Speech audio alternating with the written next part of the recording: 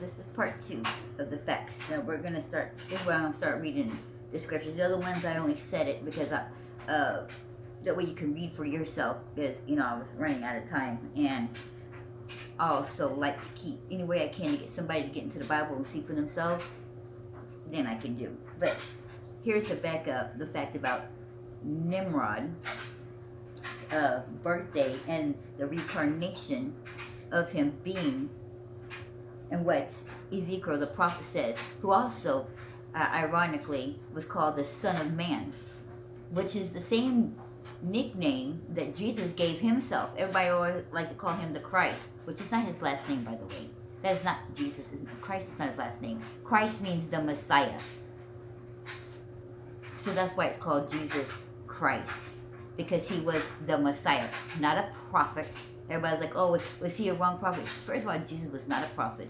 Moses, Ezekiel, Daniel, all those people were prophets. Jesus was the Messiah, the Son of God, God himself in man form. There's a major difference there. Know your stuff. So we're going to go over here to see what the Son of Man, which is what Jesus liked to call himself, what makes it seem even more reasonable why we should pay more attention to what Ezekiel said, since Jesus wanted to title himself after almost that prophet. So we're going to read Ezekiel 8 verses 12 through 15. Then he said unto me, Son of man, hast thou seen what the ancients of the house of Israel do in the dark? Every man in the chambers of his imaginary. For they say, the Lord seeth us not. The Lord hath forsaken the earth. He said also unto me, Turn thee yet again, and thou shalt see greater abominations that they do. Then he brought me to the door of the gate of the Lord's house, which was toward the north, and behold, there sat women weeping for Tammuz. That is this where people are crying and celebrating Tammuz, which is the reincarnation of Nimrod. And this is what Jesus says to be about it. Then said he unto me, Hast thou seen this, O Son of man? Turn ye that again, and thou shalt see greater abominations than these. Means anything that has to do with Nimrod is an abomination. Why? Hold on. Which brings us all the way back to the story beginning part of Nimrod, which is in Genesis chapter 10, verses 8 through 12 or 13. And we'll start at 8. And Cush begot Nimrod. He began to be a mighty one in the earth. He was a mighty hunter before the Lord. Wherefore it is said, even as Nimrod, the mighty hunter before the Lord. And the beginning of his kingdom was Babel. Could it be? No way. Babel. We all know what Babel belongs to. The devil. He is also the one, if we go ahead and read on to verse A, we go to skip to 11 and B, go 1 through 9, is where they begin the Tower of Babel. Because he wanted to be, see how it's the same as what the devil did? Nimrod is imitating the devil, whereas the devil imitated God. Nimrod is being just like Satan himself. He wants to be God. He wants to be better than God. That's why he wants everybody to celebrate his birthday. He wants to be worshipped. And he says it clearly that he wants to trick people into celebrating him. Not only that, but he wanted to make a throne, be up high as God. That's what the devil did, and that's why he was cast down. What is Nimrod doing?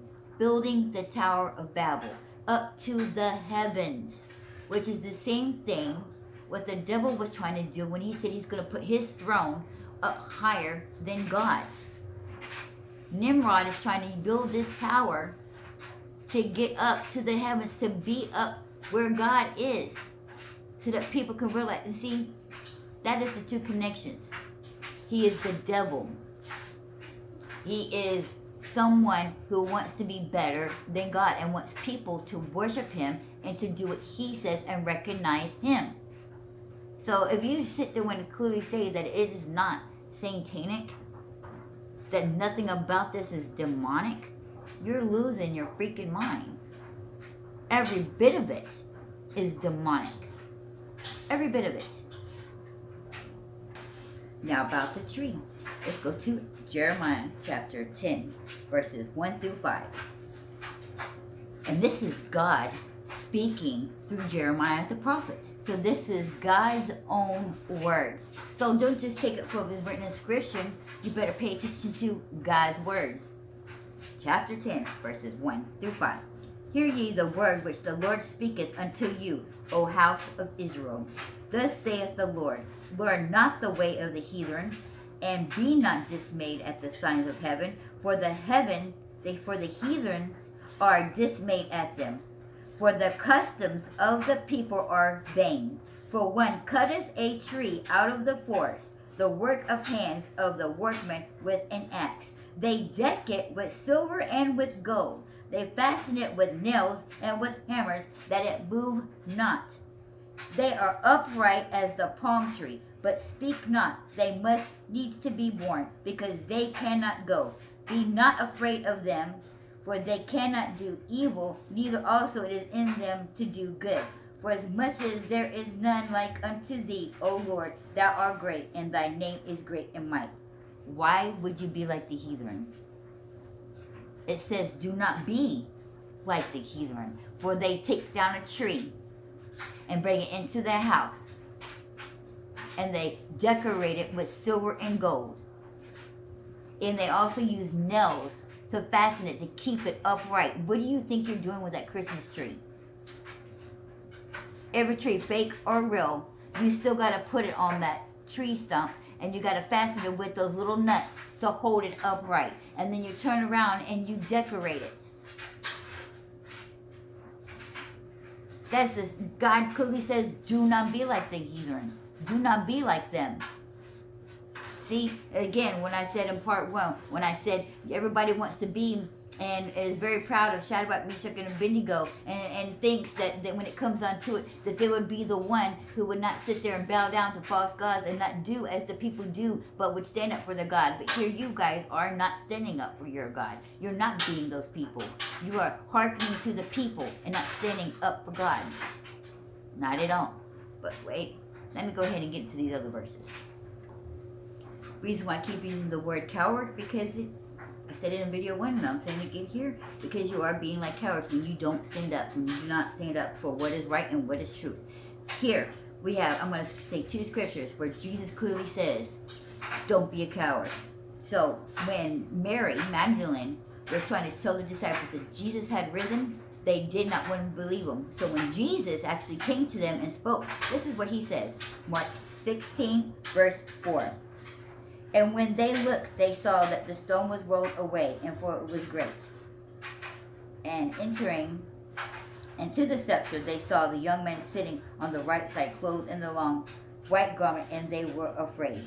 And he said unto them, be not afraid. Ye seek Jesus of Nazareth, which was crucified. He is risen. He is not here. Behold, the place where they laid.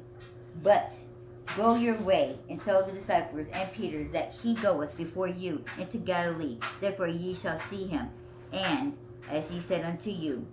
And they went out quickly and fled from the sepulchre. And for they trembled and were amazed. Neither said they anything to any man, for they were afraid. Now when Jesus was risen early the first day of the week, he appeared first to Mary Magdalene, out of whom he had cast 7 devils. And she went and told them that they had been with him, and they mourned and wept. And they, when they had heard that he was alive, had not been seen of her, believed not. After that he appeared in another form unto them, and they talked, and went into the country. And when they went and told it unto the residents, neither believed they them. Afterward he appeared unto the 11, the ones who did not believe.